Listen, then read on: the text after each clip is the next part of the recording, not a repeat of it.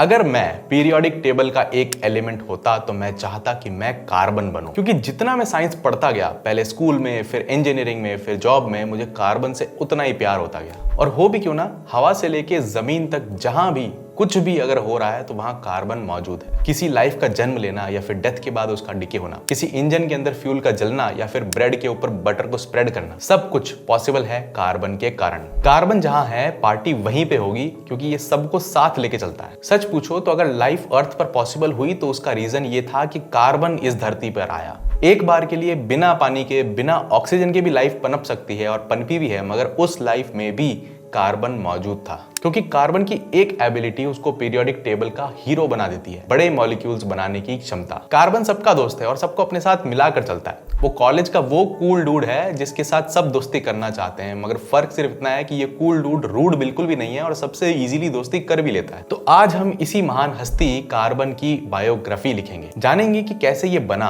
कैसे अर्थ पर पहुंचा और कैसे यहाँ पर लाइफ में इंटीग्रेट हुआ, कैसे ये अर्थ की लाइफ साइकिल में घूमता रहता है और कैसे लाइफ इसी पर टिकी है, और कैसे अगर इसका इस्तेमाल ठीक से ना हो तो यह हमारी लाइफ का आखिरी चैप्टर भी लिख सकता है, इनफैक्ट लिखने वाला है। तो चलिए बिना देर किए शुरू करते हैं कार्बन की कहानी। मगर उससे पहले एक काम की बात, मैं अपने हर फ्रेंड, हर फैमिली मेंबर को कहता हूं कि कुछ भी करने से पहले, कहीं भी इन्वेस्ट करने से पहले सबसे जरूरी चीज है एक टर्म लाइफ इंश्योरेंस का होना। पता नहीं क्यों लोग लाइफ इंश्योरेंस को एकदम फालतू चीज समझते हैं। ये सोचते हैं कि हमें तो कुछ कभी हो ही नहीं सकता, मगर अगर हुआ तो उनके पास कोई प्लान नहीं है। उनको ये बिल्कुल भी नहीं पता है कि उनकी फैमिली का क्या होगा। भारत में टर्म लाइफ इंश्योरेंस इतना सस्ता है, एक पिज्जा की कॉस्ट में मंथली आपको 1 करोड़ का लाइफ इंश्योरेंस मिल सकता है। और मजा इसमें यह है कि जितनी कम उम्र में आप लोगे उतना ही आपको सस्ता पड़े। अब सोचिए, भगवान ना करे आप ना रहें और आपकी फैमिली को 1 करोड़ रुपया मिले तो उनकी लाइफ कितनी इजी हो जाएगी। एंड स्पेसिफिकली इसलिए मैक्स लाइफ इंश्योरेंस के साथ टाई अप करके मैं आपके लिए एक स्पेशल प्लान लेकर आया हूं। मैक्स लाइफ इंश्योरेंस का क्लेम सेटलमेंट रेशियो है 99.6%,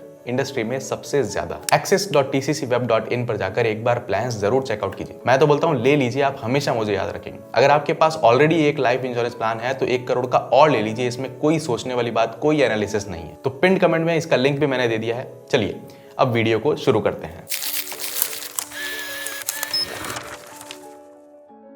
अब वैसे अगर आप कार्बन को देखना चाहते हैं तो आपको बहुत दूर जाने की जरूरत नहीं है। अपने आसपास देखिए, अर्थ पर, सॉइल में, टेबल में, कुर्सी में, सब जगह आपको कार्बन मिल जाएगा। बट इन सभी जगहों पर कार्बन बहुत कॉम्प्लेक्स, बहुत कॉम्प्लिकेटेड फॉर्म में मौजूद है। अगर कार्बन की प्योरिटी, उसकी सिंपलनेस को देखना है तो हमें थोड़ा दूर देखना पड़ेगा, यूनिवर्स में। इसके ओरिजिन का पता लगाने के लिए हमें देखना पड़ेगा स्टार्स की तरफ। आज अर्थ पर जितना भी कार्बन मौजूद है, लाइफ में, सॉइल में, फॉसिल्स में, वो सभी आया है स्टार्स से। हमारी वर्ल्ड हिस्ट्री सीरीज के एपिसोड 1 में हमने डिस्कस किया था ओरिजिन ऑफ यूनिवर्स। आपने नहीं देखा तो कोई बात नहीं। उसमें हमने बताया था कि 13.8 बिलियन साल पहले एक बिग बैंग से यूनिवर्स का क्रिएशन हुआ था और इस क्रिएशन से मैटर का फॉर्मेशन हुआ था। और ये मैटर सब एटॉमिक पार्टिकल्स में था जो धीरे धीरे कंबाइन होकर एटम्स बनाने लगा और धीरे धीरे एलिमेंट्स बनने लगे। जितने भी एलिमेंट्स पीरियोडिक टेबल में आज हम देखते हैं वो सारे यूनिवर्स के क्रिएशन के इस बिग बैंग के बाद में आए हैं। पहले मेनली सिंपल एटम्स बने, हाइड्रोजन और हीलियम, और इनके गैस क्लाउड्स अलग अलग क्लस्टर्स में कंबाइन होकर एक गोला बनाने लगे जिसे बोला गया स्टार। यूनिवर्स में हाइड्रोजन और हीलियम के ऐसे अरबों खरबों क्लस्टर्स बनने लगे और ये धीरे धीरे कंप्रेस होने लगे अपने ही ग्रेविटी के कारण। कंप्रेस होने के कारण इनका टेम्परेचर बढ़ने लगा और ये आपस में फ्यूज होने लगे और इस फ्यूजन से एक स्टार्स का क्रिएशन हुआ। एक स्टार को अगर हम देखें तो वो कुछ नहीं है, एक गैस का गोला है जिसके अंदर एटम्स आपस में फ्यूज होते रहते हैं और इमेंस एनर्जी रिलीज करते रहते हैं। 2 हाइड्रोजन एटम एक स्टार के कोर में फ्यूज होकर बनाते हैं हीलियम और बहुत सारी एनर्जी रिलीज करते हैं जिसे न्यूक्लियर फ्यूजन रिएक्शन बोला जाता है। इससे स्टार को अपनी एनर्जी मिलती है, वो एनर्जी रेडिएट करता है, वो चमकता है और वो और कंप्रेस होता जाता है। स्टार की इस कोर का टेम्परेचर बहुत ज्यादा होता है, hundreds of millions of degrees। अब हाइड्रोजन एटम मिलकर हीलियम बनाते हैं। जब 2 हीलियम एटम्स आपस में फ्यूज हो जाते हैं तो पीरियोडिक टेबल में एटॉमिक नंबर 4 के हिसाब से बनता है बेरिलियम।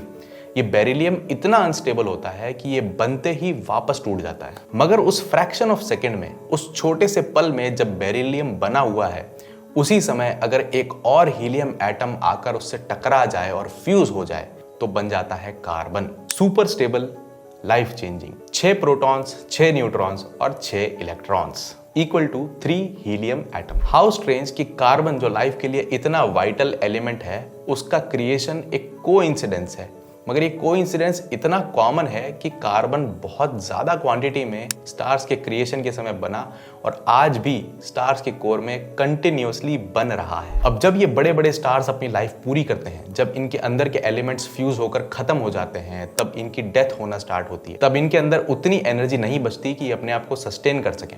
उस समय ये स्टार बिखर जाते हैं और इनके साथ में पूरे यूनिवर्स में दूर दूर बिखर जाता है वो सारा क्लाउड, वो सारा क्लस्टर ऑफ एटम्स, वो सारा क्लस्टर ऑफ एलिमेंट्स जो इसके अंदर बने थे। और ये क्लस्टर ऑफ एटम्स, ये एलिमेंट्स यूनिवर्स में दूर दूर जाकर अलग अलग जगह कंबाइन होकर बनाते हैं या तो नए स्टार्स या फिर मीटियोराइट्स, मीटियोर्स या फिर प्लैनेट्स। यूनिवर्स को अगर एनालाइज करें तो हाइड्रोजन और हीलियम के बाद में कार्बन सबसे ज्यादा अबंडेंट एलिमेंट है। हमारी बॉडी का 1/5 कार्बन से बना हुआ है और जरा सोचिए ये सारा का सारा कार्बन आया है स्टार्स से। इंटरेस्टिंग, यानी कि हमारा लीनिएज, हमारा ओरिजिन यूनिवर्स के ओरिजिन से लिंक कर सकते हैं। हो सकता है कि यूनिवर्स के ओरिजिन के समय अगर कोई कार्बन एटम बना हो तो वो कार्बन एटम हम में से किसी की बॉडी में आज भी मौजूद हो। हम आज एग्जिस्ट करते हैं क्योंकि कभी कहीं दूर यूनिवर्स के किसी कोने में कोई स्टार फटा था, उसकी डेथ हुई थी। और तब से लेकर आज तक कार्बन हमारी हर चीज में घुस गया है, चाहे फूड हो, चाहे क्लोथ्स हो, चाहे इक्विपमेंट हो, चाहे इलेक्ट्रॉनिक्स हो। आज जो भी चीजें हम देख रहे हैं उनमें से 90% में आपको कार्बन मिलेगा। हमारी बॉडी का हर मॉलिक्यूल, हर सेल कार्बन से लोडेड है। कैसे कार्बन हमारी लाइफ के अंदर इतना घुस गया? क्योंकि कार्बन एक चीज बहुत अच्छी करता है और सबसे अच्छी करता है, सोशलाइज। कार्बन एक पार्टी एनिमल है और उसको हर समय हलचल करना पसंद है। हर समय अलग अलग एलिमेंट्स को पकड़ पकड़ कर वो डांस फ्लोर पर लाता है और अपने साथ नचाता है। और मजे की बात यह है कि बोर होकर एक पार्टनर को छोड़ देता है और दूसरा कोई अच्छा पार्टनर उसको मिलता है तो उसके साथ जाकर नाचने लगता है। कार्बन रिएक्ट करता है और बहुत तगड़ा रिएक्ट करता है due to one single rule of nature. हर एटम एक स्पेसिफिक नंबर ऑफ इलेक्ट्रॉन्स अपने पास रखना चाहता है। ये नंबर्स हैं या तो 2, या तो 10, या तो 18 या फिर 36। दुनिया का हर एटम चाहता है कि या तो वो कुछ इलेक्ट्रॉन्स दे के या कुछ इलेक्ट्रॉन्स लेके इन 4 नंबर्स में से कोई एक नंबर बना ले।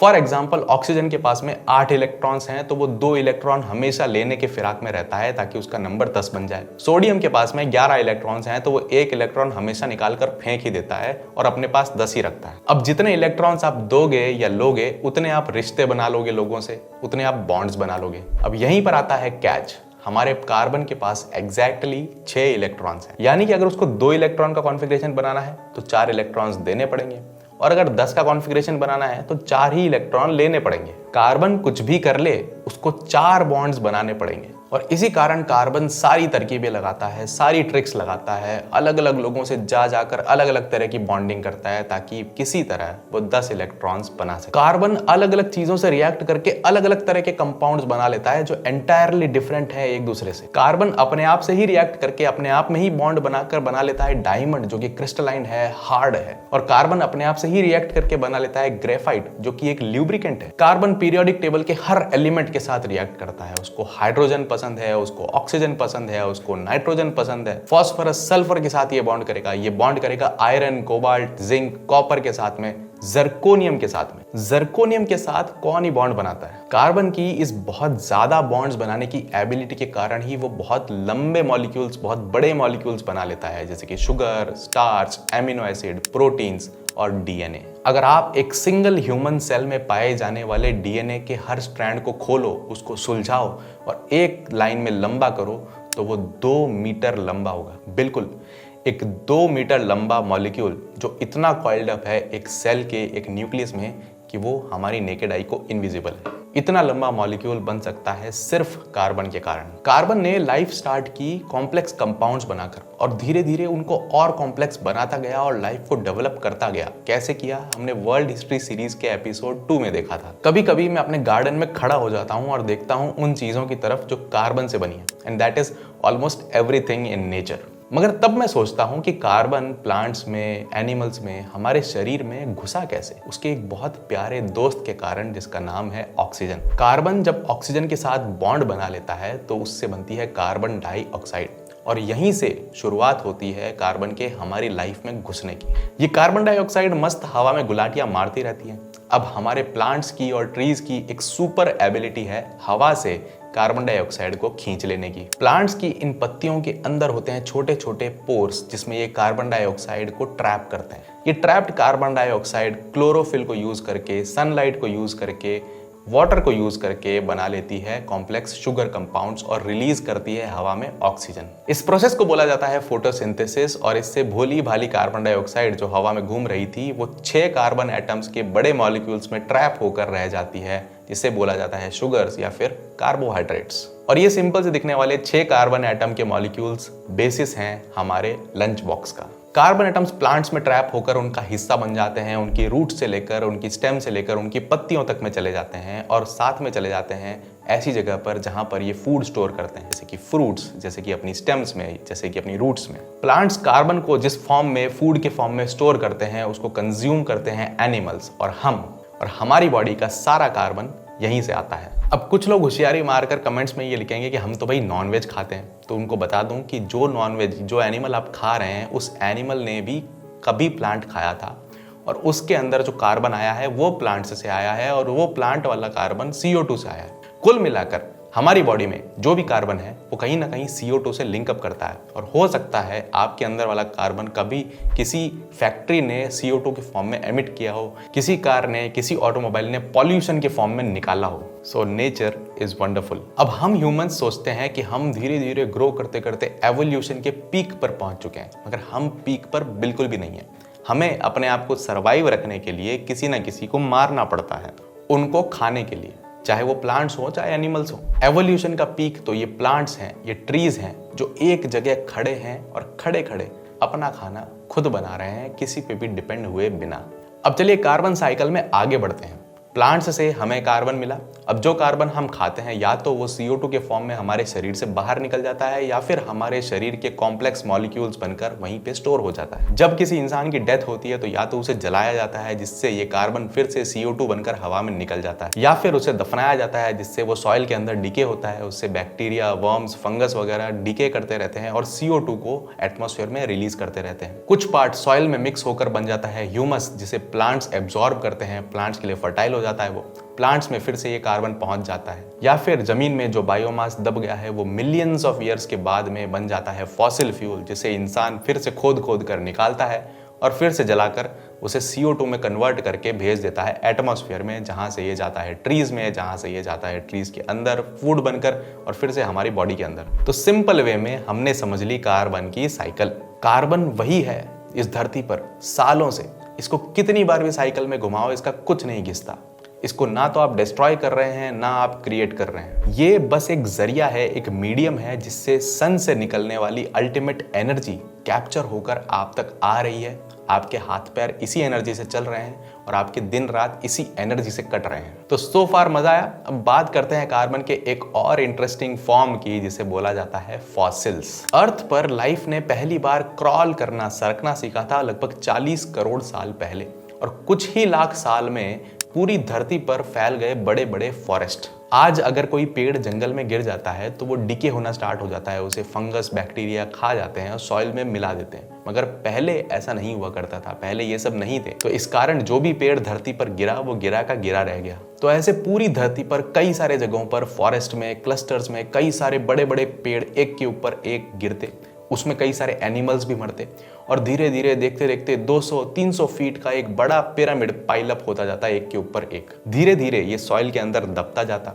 ये कुछ सालों का प्रोसेस नहीं है, ये कुछ मिलियन सालों का प्रोसेस। इस ढेर में पेड़, जानवर, डायनासोर सभी शामिल थे। धीरे धीरे ये ढेर सरकते सरकते जमीन के अंदर और नीचे दफन होता गया, जहां इसे हीट मिली, हाई प्रेशर मिला और ये कंप्रेस होकर बन गए कार्बन रिच फॉसिल फ्यूल्स, जैसे कि कोल, जैसे कि ऑयल, जैसे कि नेचुरल गैस। जब हम धरती के अंदर से कोयला निकालकर उसको जला रहे हैं तो हंड्रेड्स ऑफ ईयर्स की स्टोर्ड सनलाइट की एनर्जी को यूज कर रहे हैं। इंसान ने इसी स्टोर्ड एनर्जी को यूज करके बहुत तरक्की की है। इंडस्ट्रियल रिवॉल्यूशन कोयले के कारण हुआ, प्रोडक्शन कोयले के कारण बढ़ा। ऐसा एस्टिमेटेड है कि आज तक जितना भी प्रोडक्शन ह्यूमंस ने किया है, चाहे वो स्टील हो, प्लास्टिक हो, एसफाल्ट हो या फिर जितने भी प्रोडक्ट्स हों, उन सब का कंबाइंड मास धरती पर जो आज बायोमास है, जो प्लांट्स का, एनिमल्स का, कीड़े मकोड़ों का, फंगस का, कोरल्स का, मरीन एनिमल्स का जो भी मास है, उस कंबाइंड मास से ज्यादा ह्यूमंस ने प्रोड्यूस कर लिया है। और इस मैन्युफैक्चरिंग में हमने कार्बन को इस तरह से कंट्रोल किया, मॉडिफाई किया, आर्टिफिशियली ऑगमेंट किया कि हमने कई सारे अनवांटेड मटेरियल्स भी डेवलप कर दिए जो नेचुरली मौजूद नहीं थे, जिनमें से एक है प्लास्टिक्स। और जैसे पहले धरती के ऊपर पेड़ गिरा करते थे और वो डिके नहीं होते थे, वो पाइलअप होते रहते थे, आज ओशियंस के फ्लोर पर प्लास्टिक गिर रहे हैं, एक के ऊपर एक पाइलअप हो रहे हैं और डिके नहीं हो रहे हैं। मगर पिछली बार पेड़ों ने कंप्रेस होकर हमें फॉसिल फ्यूल्स दिए थे, ये प्लास्टिक धरती के अंदर जाकर हमें जहर देने वाला है। अब ह्यूमंस के इस प्रोडक्शन का एक और बाय प्रोडक्ट निकल रहा है जिसे हम फैमिलियर हैं, उसका नाम है CO2। साइंटिस्ट रेगुलरली एटमॉस्फेयर में CO2 का लेवल मेजर करते रहते हैं। 1800s में एटमॉस्फेयर में CO2 थी 270-280 पार्ट्स पर मिलियन और आज यह है लगभग 420 पार्ट्स पर मिलियन। इतनी कार्बन डाइऑक्साइड पिछली बार धरती पर 1.5 करोड़ साल पहले थी। अब इस ग्राफ को देखकर आप बोलेंगे तो क्या हुआ, पहले भी तो कभी धरती पर कार्बन डाइऑक्साइड ज्यादा रही है, अब भी ज्यादा हो गई, क्या फर्क पड़ गया, फिर से कम हो जाएगी। 1.5 करोड़ साल पहले जो CO2 का ब्लैंकेट अर्थ के अराउंड बना, उसने इस धरती को हीट किया। इस हीट के कारण धरती पर लाइफ सर्वाइव होना चालू हुई। अब इस हीटिंग को भी समझ लेते हैं। एक्चुअली सन धरती पर जो भी एनर्जी फेंकता है वो विजिबल लाइट के फॉर्म में फेंकता है, रेडिएशन से। अब धरती इस रेडिएशन को एब्जॉर्ब कर लेती है और गर्म होती है। अब गर्म होने के बाद धरती फिर से इस हीट को रेडिएशन के फॉर्म में निकालकर बाहर फेंक देती है। फर्क यह है कि विजिबल लाइट की जो हीट सन फेंकता है उसकी वेवलेंथ होती है कम और अर्थ उतनी हाई टेम्परेचर पे होती नहीं है, तो इसलिए अर्थ जो हीट बाहर फेंकती है उस रेडिएशन की वेवलेंथ होती है ज्यादा, वो होती है इंफ्रारेड रेडिएशन। अब अर्थ के अराउंड अगर CO2 का वाटर वेपर का एक ब्लैंकेट है तो ये गैसेस होती हैं ग्रीन हाउस गैसेस। ये गैसेस विजिबल लाइट की रेडिएशन तो एब्जॉर्ब नहीं कर पाती, जिस कारण सन की रेडिएशन अर्थ तक पहुंच जाती है, मगर ये इंफ्रारेड रेडिएशन को बहुत अच्छे से एब्जॉर्ब कर लेती हैं, जिस कारण अर्थ से बाहर निकलने वाली हीट को ये वहीं पर ट्रैप कर देती हैं और धीरे धीरे धरती के एटमॉस्फेयर को गर्म करती रहती है, क्योंकि धरती की हीट फिर से बाहर नहीं जा पाती। इस इफेक्ट को बोला जाता है ग्रीन हाउस इफेक्ट और इससे होती है ग्लोबल वार्मिंग। अब 1.5 करोड़ साल पहले जब अर्थ पर CO2 का लेवल बढ़ा, CO2 का एक ब्लैंकेट अर्थ के चारों तरफ हुआ, उससे अर्थ हीट अप हुई और अर्थ का टेम्परेचर रहने लायक हुआ। मगर इस बार जब अर्थ हीट अप होगी तो अर्थ का टेम्परेचर हमारे रहने लायक नहीं बचेगा। अब साइंटिस्ट ने क्लाइमेट चेंज के, इस ग्लोबल वार्मिंग के कई सारे रीजंस ढूंढे और सब में कहीं ना कहीं कनेक्शन निकल कर आता है ह्यूमंस का कार्बन का मिसयूज। अब जैसे जैसे ये मिसयूज थोड़ा थोड़ा बढ़ेगा, अर्थ हल्की हल्की हीटअप होना चालू होती जाएगी। इस ग्राफ के हिसाब से पिछले 150 सालों में अर्थ का ग्लोबल एवरेज टेम्परेचर 0 डिग्री से बढ़कर 1 डिग्री पर आ गया है और इस 1 डिग्री राइज ने पोलर आइस को मेल्ट करना स्टार्ट कर दिया है, जिससे ओशियंस का लेवल बढ़ने लगा है, जिससे सीजन्स चेंज होने लगे हैं, जिससे क्लाइमेट चेंज होने लगा है, जिससे कई सारी बायोडाइवर्सिटी खत्म होने लगी है। और इसको रिवर्स तो हम नहीं कर सकते, मगर इसको रोकने का, स्लो करने का एक ही तरीका है, जितनी हो सके उतनी CO2 एटमॉस्फेयर से हटाना। अब इस CO2 को ट्रैप करने का काम कौन करता है? पेड़। और पेड़ भी तो हम ह्यूमंस काट ही रहे हैं, तो फिर किया क्या जाए? पेड़ लगाइए। ये सॉल्यूशन अच्छा तो है मगर उतना इफेक्टिव नहीं है। इतने पेड़ उतनी रफ्तार से नहीं बढ़ेंगे जिस रफ्तार से CO2 एटमॉस्फेयर में रिलीज की जा रही है। तो रिसेंटली कुछ कंट्रीज में direct air capture facilities develop हुई हैं जो डायरेक्टली पेड़ों की तरह एटमॉस्फेयर से CO2 को ट्रैप करने का काम करती है, आर्टिफिशियली मशीन्स को यूज करके। बट ये काफी कम, काफी थोड़ा CO2 कैप्चर करती हैं, जो सफिशिएंट नहीं है। 2015 में पेरिस क्लाइमेट एग्रीमेंट हुआ था, जिसमें ऑलमोस्ट हर नेशन ने इस ग्लोबल वार्मिंग को रोकने की बात की थी। इंडिया ने 2050 तक अपनी 100% इलेक्ट्रिसिटी रिन्यूएबल सोर्सेज से बनाने का निर्णय लिया है। कई कंपनीज कार्बन न्यूट्रल बन रही हैं, कार्बन क्रेडिट्स, कार्बन फुटप्रिंट की बात हो रही है। ये सारी चीजें आप मेरे इस वीडियो को देखकर समझ सकते हैं। प्लीज अपनी फैमिली का फ्यूचर सिक्योर कीजिए, एक लाइफ इंश्योरेंस प्लान जरूर खरीद लीजिए। पिंड कमेंट में मैंने लिंक दिया है। मैं चलता हूं अगले वीडियो की तैयारी करने के लिए। Subscribe the channel, keep watching and stay curious.